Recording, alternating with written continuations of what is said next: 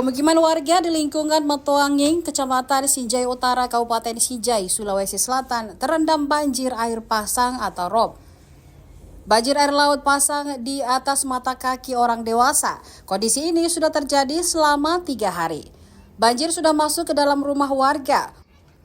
Warga setempat memilih tetap bertahan di rumahnya masing-masing. Alat elektronik terpaksa dievakuasi di tempat yang lebih tinggi.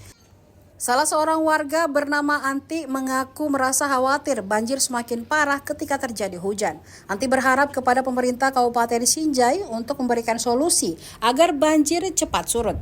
Sementara itu, analis kebencanaan BPBD Sinjai, Andi Oktav, mengaku pihaknya sudah terjun ke lokasi untuk melakukan pendataan.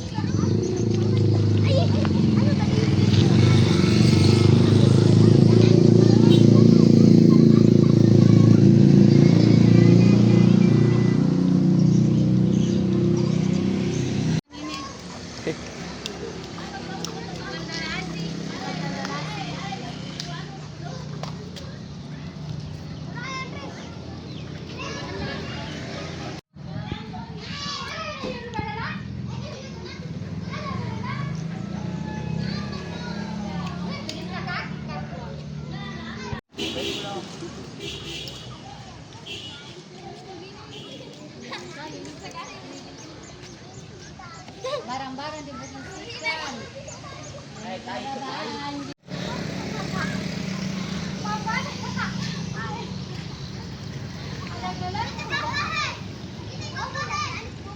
Termasuk juga di belakang, Bang. Itu sampai di belakang juga banjir.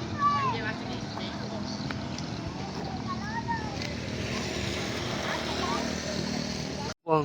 3 hari.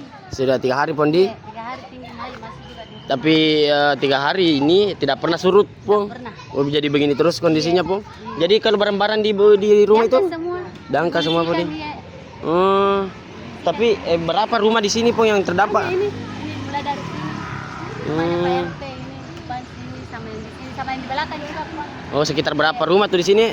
Sekitar mungkin siapa belum bisa di belakang. Sekitar 20-an di rumah terdampak. Di depan paling tinggi sekali airnya. Oh, iya. Harapannya ini, Pong, ke pemerintah apa ini, Pong? Kalau bisa ya. Cepatnya kan yang belum. Iya.